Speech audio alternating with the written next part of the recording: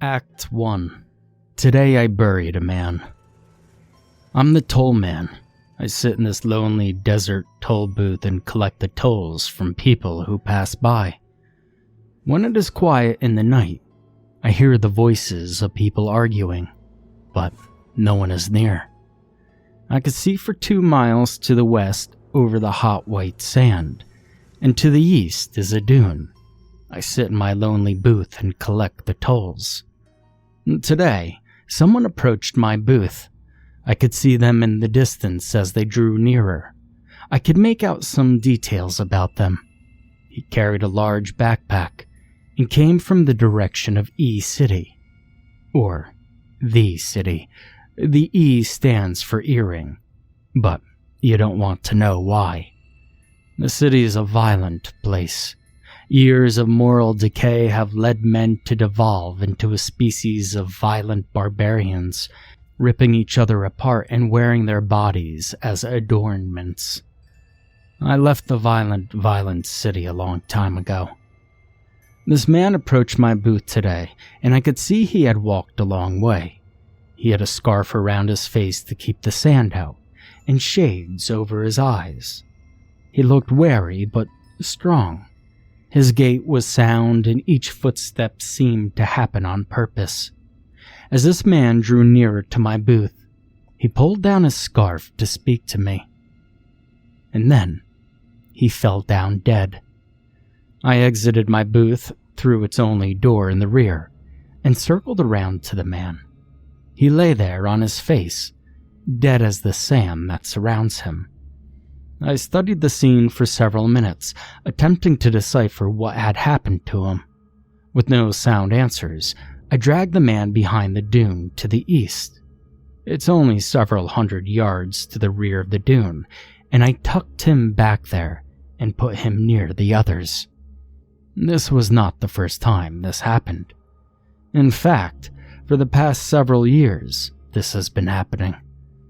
I will see someone or a group of people, even whole families, approaching from the west, coming to pay their tolls, and they bridge the distance between the horizon and my booth and then fall down dead. I then take them behind the dune to Hinnom. That's what I nicknamed the place. The Valley of Hinnom. It's really not a valley. I cannot figure out what causes it. I've searched the area around my booth and had found nothing strange to speak of. But the problem is, I cannot leave my booth for too long. It's just a weird thing of mine. When I finished putting the man back behind the dune, I scurried back to my booth. I never look at the bodies, and I never leave the booth for too long. Act 2. The day my father showed me his booth. It was the morning of my 17th birthday when my father came into my room early in the morning and stirred me from my sleep. He smiled as I resisted his invitation to emerge from my dreams. "You're 17 today, my son," he said with his gentle whisper. "You're a man." I moaned into my pillows, unwilling to rise. "Today you will work with me." This caught my attention. I remember, for I had always wanted to see my father's booth. He was a city tollman. It was an entirely different career to work a booth in the city. The city was violent and barbaric. The men had abandoned their roles as humans and taken up animalistic identities. Men wore other men's intestines as necklaces and used their shriveled organs as coin purses. I'd never been to my father's booth before, for it was in the center of the city. He was one of the few men brave enough to face the city and continue to do his job, despite the enormous risk. We lived on the outskirts of East City, where people are relatively safe, but still within the dangers of the metropolis. My father and I sat on the train that took us into the city. He was a large man whose figure commanded respect, though he was a warm and generous soul. As I sat in the seat by him, he asked me about my schoolwork and my interests. He asked what I had been reading, and the friends I had been spending time with. The train ride went by quickly, and soon we were walking through the streets to my father's booth. He walked near me as we strode through the ghetto. On the train, he had told me not to look around once we exited the train car, not to make eye contact. "Everyone you see today has murdered people," he stated with dire gravity, "and that's why they're still alive." We entered a heavy metal door that seemed to have been misplaced in a grimy alley. It opened to a rusty staircase that echoed up and down the metallic corridor, paint peeling off everything. I followed my father down about a dozen flights of stairs to another drab-looking door. He pressed it open into the bowels of the city. We were several stories underground, where the most animalistic of men dwelt. There were those fearful of the sunlight, addicted to tranks and hogs, and unwilling to make use of language. They would shriek or mutter nonsense to themselves in place of words, and many had never heard such a language spoken. They were animals given over to maddening darkness. And this is why I admired my father. Few men were willing to collect the tolls from beings such as these. My father looked back at me and gave me a small smile.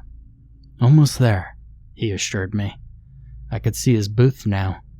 It was on the side of one of the roads that ran through the underground.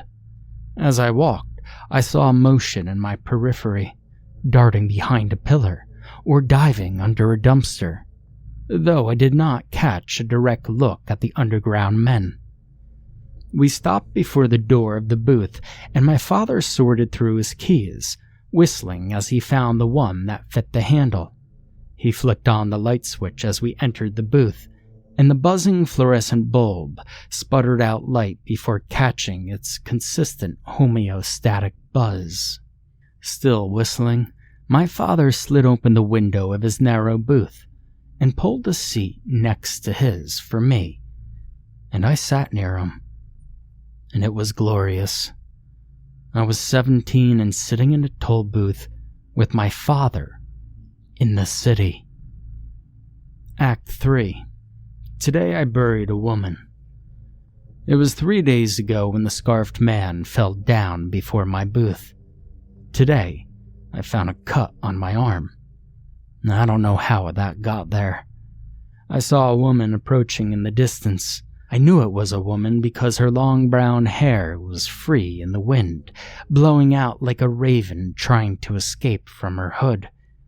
I sat up in my old chair and paid close attention to what happened, anticipating a similar fate for this poor girl.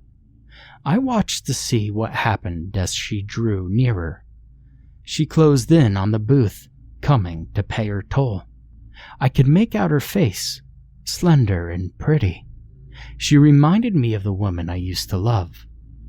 100 feet, 50 feet, 20, 10, and then she fell down dead. I must have blinked. I knelt by her body as her empty eyes stared into the pale sky. Her hands were marred, as if she came from a fight of some sort. Her fingernails were broken and worn down. I would have wept for this girl, but I've not been able to weep since the night that I had the dream. I tugged the girl around to Hinnom as the purple twilight gave way to night, and then I hustled back to the booth. It's getting chilly. Act 4. The day I saw my father's sod. My father was a gracious collector of tariffs. Unlike other tollmen who grunt in exchange for the toll, my father would welcome the payer with a grand hello and engage in conversation with all those who were willing. Boy, it's so nice to have someone to talk to, I remember him saying to me that day. Usually I try to talk to the payers, but they're not big on dialogue down here.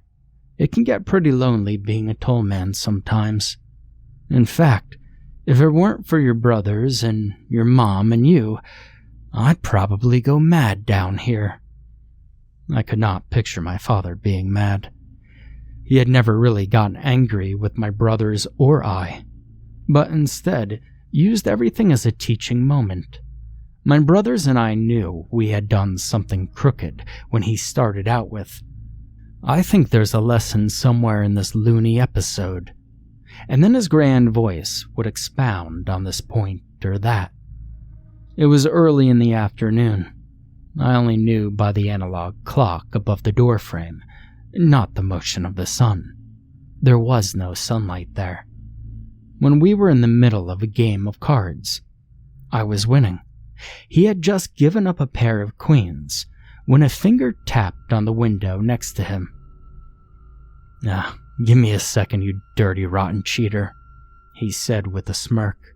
He turned and slid the little window open. "Good after..." His big voice was reduced to a slur. I looked up to see an iron rod protruding from his stomach. It had been sharpened into a weapon by one of the underground men. The one who was shoving it into his belly, to be specific. I froze in fear, clutching the playing cards like a shield before me. I watched as my father stumbled backward, trying to find the arms of his stupid chair that swiveled as he fell, casting him onto his stomach, onto the floor of the booth. The rod came all the way out of the back of his midsection, tearing through the stitching of his uniform shirt thread by thread, like a straw poking through a beverage lid. I continued to watch in frozen shock as 10 skinny, dirty fingers grabbed the frame of the door and pulled their owner up. I got a look at the man, or the boy. He was about my age, with white skin like I had never seen before. He had no hair on his body that I could see, and his clothes were rags held together by whatever he found to keep them on his body. He hoisted himself up into the window, pulling his legs up and then stepping through. He looked straight at me for a second, and I saw his eyes, big white orbs with no colored iris, just a burning black dot in the center of each. I tried to speak, still sitting and holding the cards, but no sound came out as my jaw moved up and down. The boy seemed not to care about me as he snapped his gaze back to my father, who was moaning on the ground. The boy spoke to himself in his own invented language as he calmly knelt down beside my father's body and pulled the saw out of one of his many folds of his rags. It was a rusty and rancid old thing, with cracked and crooked teeth beneath a thin sheet of metal. He began sawing at one of the ankles. Blood filled the dirty floor of the booth, splattering onto the boy's rags. He cut through the foot and placed it by the body. He moved on to the other one and set it by the first. I had slid to the floor and crawled back against the wall, never taking my eyes off of what had been my father. He continued moaning and gurgling until the boy had completely severed both his legs and moved up to his shoulders. I'd heard stories from the boys at school about people in the city doing things like this, but I had never accredited them to the account of plausibility in my head. I remember sliding my way along the wall once both my father's arms were removed from his torso, and the boy was pulling a dagger out of his cloak. Blood was everywhere. Everything was blood. There was no distinction between this object and the other, because it was all blood. Fleshy tissue lay about the floor, soaked in blood, and the boy leaned once more over my father's torso.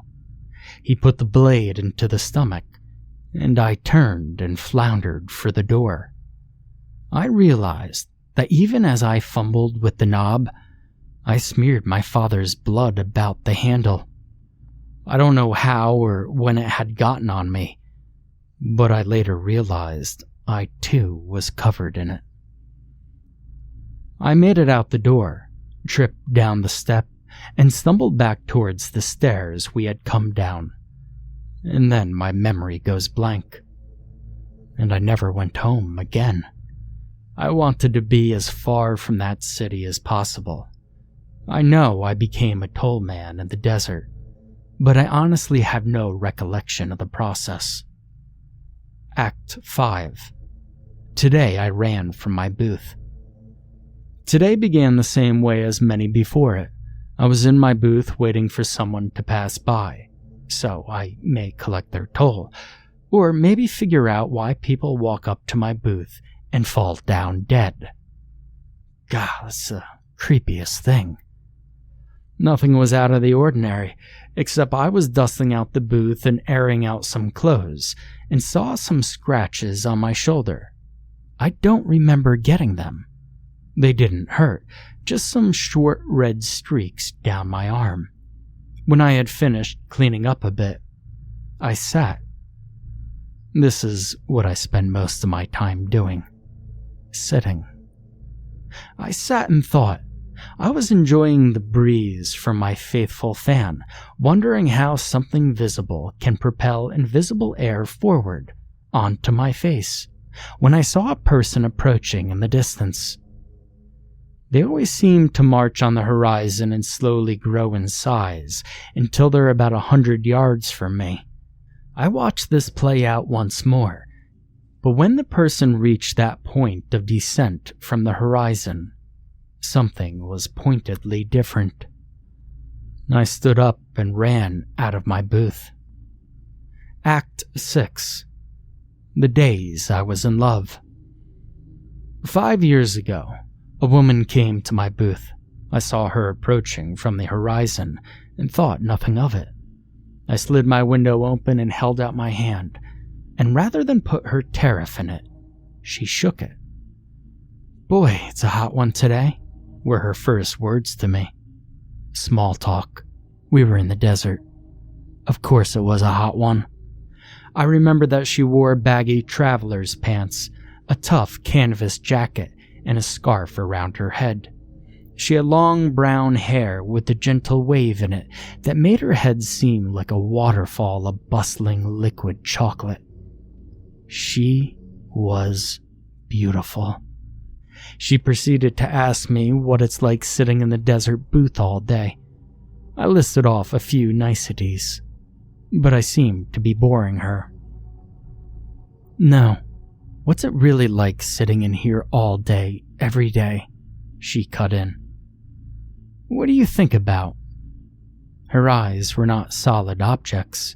They were liquid pools of laundry detergent, because that always seemed to be the richest shade of blue. She looked at me without blinking as we talked. Her head seemed to tilt forward whenever she listened, and the corners of her mouth dug back into her cheeks in a sly grin. She leaned against the booth, and I remember thinking about how strange it was since I sat 2 feet higher than her. I guess her need for human contact was greater than her sense of awkward conversation. And in time, I realized that she was lonely, and a while after that, I realized I had been lonely too. We were 2 lonesome souls who found each other at a desert toll booth. That first day, she leaned on my booth talking to me until the sun sank below the sand. I invited her into the booth for the night, and she stayed. She also stayed for the one after that, and the one after that, and the 716 after that. She loved to talk, telling me about sad stories of her childhood on the outskirts of the city. We realized we had probably seen each other at least twice when we were kids. She shared her thoughts about the world, about the desert, about the road. She showed me her grandmother's old silver ring, which she kept on her right finger and never removed. Her heart poured forth her weaknesses and exposed her desire for a home built in the heart of those that she loves, if not in a geographic location. I told her, I can be your home." Almost more than she loved to share, she loved to listen. I told her about my father, what a great man he was, and that he didn't deserve to die. Out of everyone in the city, he did not deserve to die. I never told her how it happened, though, or that I had seen the whole thing. I would tell her about my lovely mother and my brothers, and how I missed them all awfully. And she would sit and listen with that same head tilt, showing that she eagerly anticipated the next words to dribble from my lips. I loved her, and she loved me. We would take walks around the booth beneath the effervescent ceiling of stars. She initially made fun of me for not wanting to stray too far from the booth.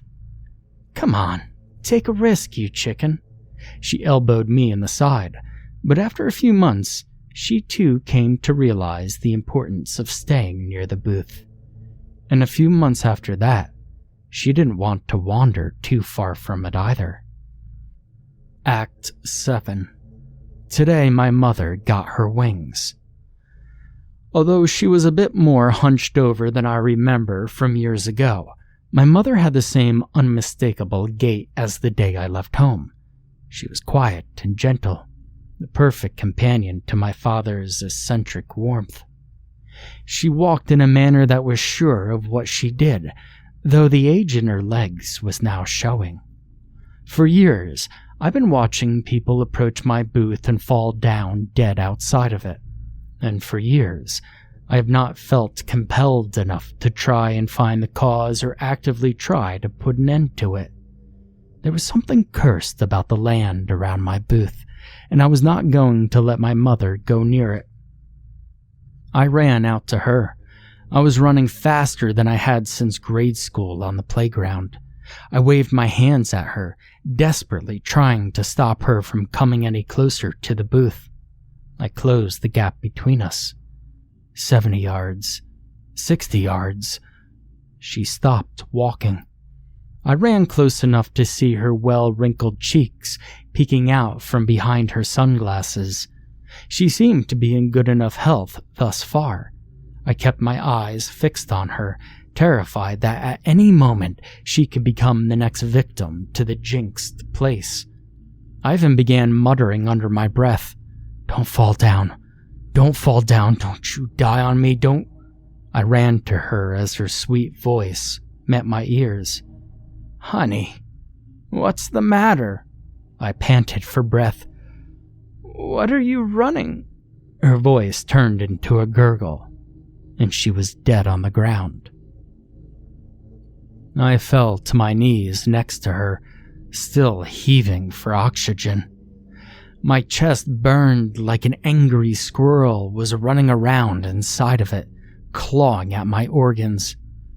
This was the first time I had seen my mother since I was 17, and now her body lay dead before me. When my body began to receive air once more, my gasps turned into sobs, and I collapsed on my mother's thin frame. We were a painting. Her blood spread into the sand where she lay, and I on top of her, mourning the enigmatic death of my second parent. Many people had fallen dead before me in the past several years, but now my mother lays still beneath me, and I'm far away from the booth. Act 8. The Dream. The night before my lover left me, I lay down for the night and was instantly taken up in a dream I have still not forgotten. It began in the booth and my hearing was amplified. I started to wander away from the booth, and every inch of sand beneath my boot sounded like 1,000 needles racing down a metal door. The dune rose before me, thrice as tall when I am conscious, and there was a purple haze all around it that contributed to an aura of eeriness. But I was not afraid. I approached the dune and found a door at its base. I drunkenly stumbled through the door and suddenly the location changed. I was no longer in the desert near my booth, but somewhere on the outskirts of the city. Not the nicer outskirts where my family had lived, but the run-down ghetto where crime was nearly as rampant as the downtown. I was walking down an empty street, and now I was holding a gun. Then, from the other direction down the street, walked countless men in business suits. They looked like films I had seen from before the city had decayed. The men wore expressionless faces and black suits and ties, and looked straight ahead. They walked in a rhythm without distraction or hesitation. I bumped into one, and then another. Then I was in the midst of them, still trying to walk the opposite direction like a slippery salmon swimming up a waterfall. There is this tangible feeling of angst and worry that I'm supposed to be getting somewhere, but the businessmen are pushing me back. I begin to fill with this violent longing to get past the parade of men. And then I remember the gun in my hand. I shoot one of the men in the head, and suddenly they all stop walking. They stare at me. And now they're no longer men in suits, but the hairless animal who murdered my father. Their handsome eyes are replaced by his all-white eyeballs with a pitch-black pupil in the center, each staring directly at me. I shoot one, then another, but they do not die. They do not even flinch. They circle around me and close in on me. I run out of ammunition, and I am defenseless. The angst turns to fear and hopelessness. And suddenly, the monsters freeze. Their unblinking white eyes stare at me for a second more, then turn their attention down the road where they came from. The road fades into blackness, and out of this thick blackness comes an aqueous platform. It is a stage made out of water, but it is staying in a rectangular shape.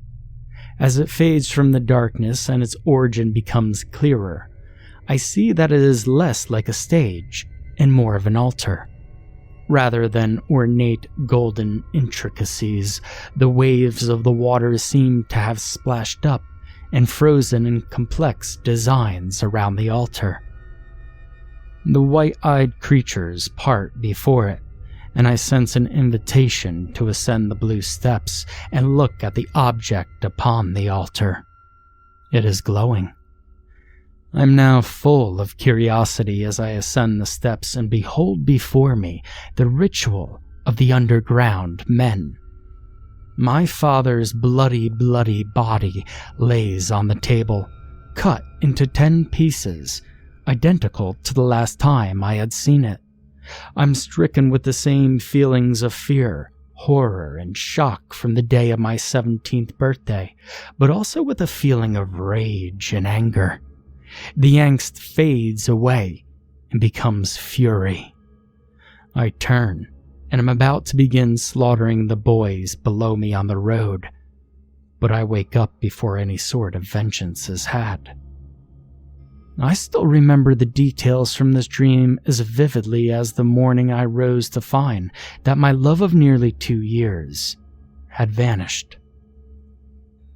I don't know where she went or why she left, but she disappeared as if she was never here at all. Act 9.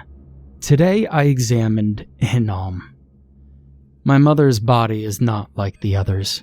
It is not one I can merely drag behind the dune and think nothing of, no. She's my mother, and here is her corpse laying in the sand. Familiar feelings of petrified shock blend with a growing sense of urgency to return to the booth. I pick up my mother's body as gently as I can. Her face has purple bruises on it now, and her glasses hang loosely off of her cheeks, smashed to pieces. I felt tears stream down my cheeks as I walked back to the booth with my mother dripping from my arms. Her nose and mouth were bleeding, and it ran down into my sleeve. It was not until I was nearly back to the booth that I began wondering why, after all these years, she had come to see me now. Perhaps this was how long it took for her to find me. I made it back to the booth and tried to open the door with my mother's thin body still in my arms. And when that failed, I set her down on the sand and ran inside. I was at a loss. I had no idea what to do. I wasn't sure why I felt such urgency to act, but I knew I had to find the source of this death. Standing in the booth, I looked down at my right hand. It had been bruised across the knuckles as well. I wasn't sure what had happened, but I returned my mind to my mother. The desert was cursed, and I had to find the source. I resolved to return to the Valley of Hinnom to look for clues. In the years since these bodies first began appearing, I'd not looked at the older corpses. I would avert my eyes and rush back to the booth. And for now, in honor of my mother, I had to go once more behind the dunes and scour the dead. I examined the booth and bent up once again to lift my mother's frame. She hung limp as a wet napkin across my arms, and I walked towards the dune. Each step carried closer the echoes of dread I had felt in my dream all those years ago. I felt as if I could discover something dark by looking at these bodies which I myself had placed there over the years. I rounded the dune, and before me lay the rows and rows of bodies. For the last time, I set my mother down as gently as I could, and fixed her clothes to cover her properly. A bona fide ceremony. I made a wide arc around the far corner of Hinnom, where the first bodies lay. I looked at them from a small distance, expecting the decrepit limbs to suddenly start moving again. Minutes passed, and I deemed it safe to move towards the bones. I bent down next to the first body. It was clearly the oldest of the lot, and I brushed some sand away. I looked closely at the cartilage of the limbs. There was nothing unusual that I could see. I moved up to the head. It had patches of brown hair running like a chocolate river down into the ground. I scooped more sand away from under the head. My fingers scraped a thin cloth. I pulled it up and stared down in confusion. It was a silk scarf, and I knew the pattern well. Without thinking, I reached across the body and violently jerked the right hand out of the sand. There was a silver ring on the third finger, and then I knew. This was a hand I had held for many days and nights, and this was a scarf with whose scent I had become well accustomed. These were the remains of my lover. Act 10. Today the mystery was solved. I sat back in confusion. The amalgamation of emotions nearly paralyzed me. I looked around as if someone in the desert were playing a black joke on me, and then something stung.